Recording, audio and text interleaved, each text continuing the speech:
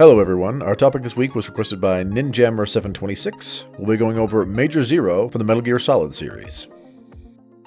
So, first things first. The MGS series takes place in a reality that is real-world adjacent, with events from the games often surrounding real-world events from past decades, but tweaking the hows and the whys that led to said events turning out the way they did. For more information on the MGS world as a whole, see our video on Big Boss here.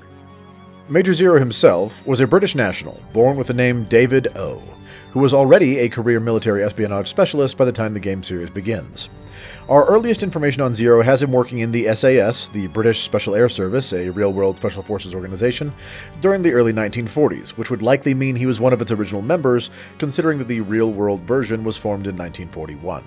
Though, again, we should stress that the realism of these games, and thus their strictures to following how any given organization functions, is loose at best. This is, after all, a game series that had fully functional mechs and bionic arms in the 70s and 80s, just as an example.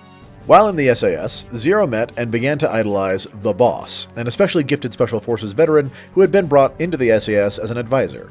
This time together, as well as sporadic chances to work together in the following years, instilled within Zero an incredible respect for the Boss, and he came to think of her as one of the greatest and most profound soldiers and people he'd ever had the pleasure to meet.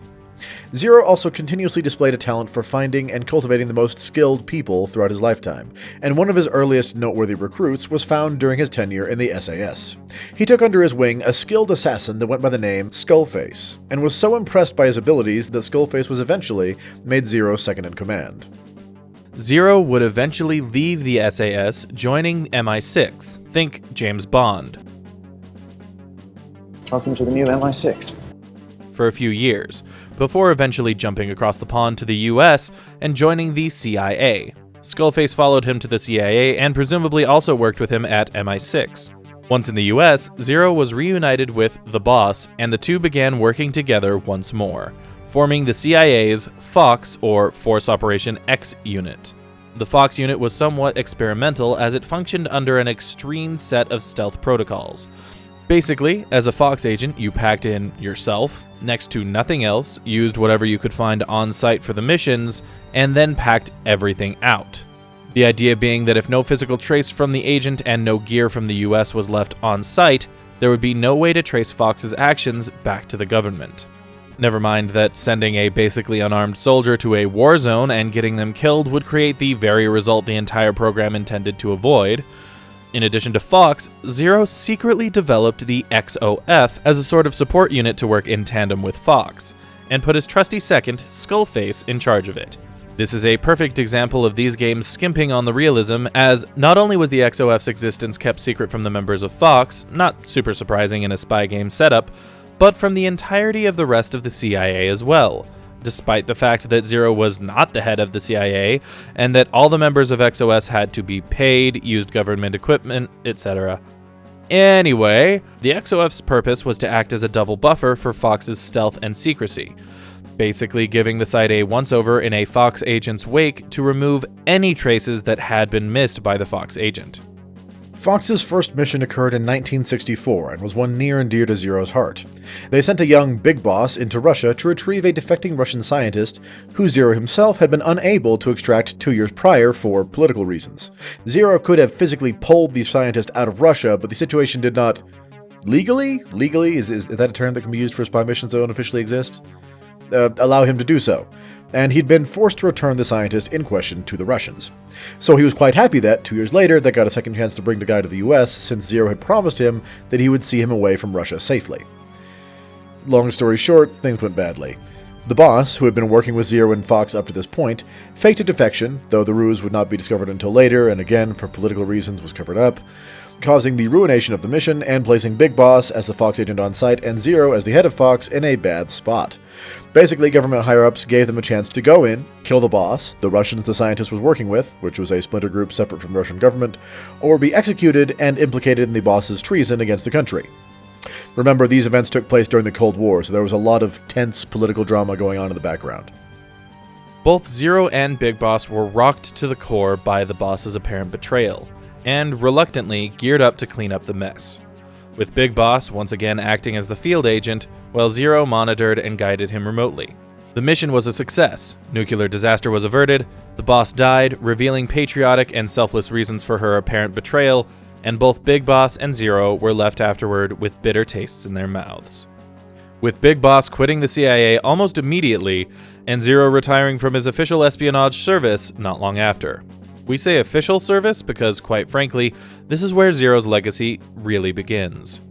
By the end of the mess involving the death of the boss, Zero had acquired a significant portion of the Philosopher's legacy. The Philosophers were essentially the MGS Illuminati, and the legacy was a vast array of information and wealth that belonged to the Philosophers prior to their downfall. Using the resources this gave him, Zero created the Patriots, a secret organization originally formed from several of his Fox unit recruits, including Skullface and Big Boss, that expanded over time. Their mission? To establish the world that the boss had believed in, or at least Zero's interpretation of it, which essentially meant peace on Earth by controlling the world. Very Assassin's Creed Templar of them. Big Boss was used as a figurehead to draw in new recruits to their cause, while Zero controlled things from within. Over time, however, the two grew apart, both wanting to uphold the boss's wishes, but disagreeing on what that meant.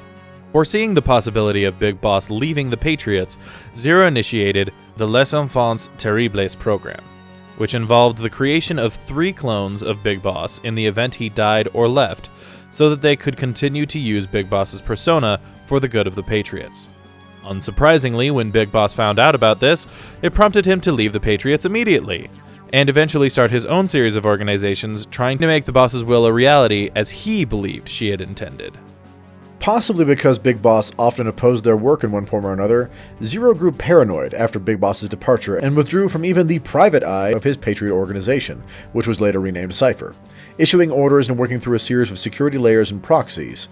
The only known agent to see him face-to-face with any degree of regularity after this was an orphan girl he had taken in some years prior and groomed to be an agent in his Cypher organization. Resultantly, Skullface, as his field team leader, gradually took more and more control of Cypher's assets, even leading a raid, unbidden by Zero, on Big Boss's organization, almost killing Big Boss in the process. When Zero learned of this, he helped orchestrate the plan that would lead to the creation of Venom Snake, Big Boss's body double, and even helped fund Big Boss's organization while Big Boss was in a coma. Eventually, though, a lifetime of secret agent living in the shadows kind of work caught up to Zero. Skullface managed to send him a fake of a memento thought lost in decades past that Skullface had poisoned. Zero was infected and began to suffer painful and both physically and mentally degenerative effects as a result of the disease. Despite having access to the best medical treatment available, Zero knew his time as a cognitively functioning human being was short. As such, he set about expediting work on a series of AI that Cypher had already been working on, and named a successor to take over for Cypher in his place. Thanks to the toxic memento, it wasn't long until Zero slipped into a vegetative state, completely dependent upon life support to continue existing. In his absence, Skullface took over the majority of Cypher's assets before eventually dying himself, while in the background, the head scientist working on Cypher's various AI also died, and as no one else was left to finish their programming, they did the next best thing by enabling the AI to learn, grow, and adapt. That was the stopgap? Which ultimately led to a dark success of Cypher's plans, with the AI learning, growing, and coming to understand how they could control humanity on a global and local scale, thus allowing them to achieve their vision of control over the world. Until finally, in 2014, the AI were all wiped out, Cypher was left defunct, and Big Boss, Frankenstein's monstered back to life after his own series of shenanigans, found Zero's catatonic body, brought him to the grave of the boss, and cut off Zero's life support, with the Big Boss succumbing to a virus shortly thereafter. Thus, the two men, self-styled champions of the boss's will, longtime enemies and longtime allies, both slipped into the afterlife before the grave of the woman they had allowed to shape their lives and, resultantly, the history of the world. And that's basically Zero, head of the Patriots and accidental Skynet creator. We hope you enjoyed this video. If you did, please leave us a like, and if you know someone who might like it, send it their way. If you have ideas for videos you'd like to see us do in the future, do like Ninjammer726 and let us know in the comments down below. If you'd like to see more videos from us in the future, be they lore or Let's Play, go ahead and hit that subscribe button. In the meantime, this has been True Masters and Morons, signing off. Thanks for watching this video. If you want to see more like it, hit this subscribe orb. To see our last Let's Play, click or tap the link on the right. For our last lore video, go to the link on the left. And for a video chosen by the gods of YouTube from our channel, hit that link on top. Thanks for watching, and we'll see you next time.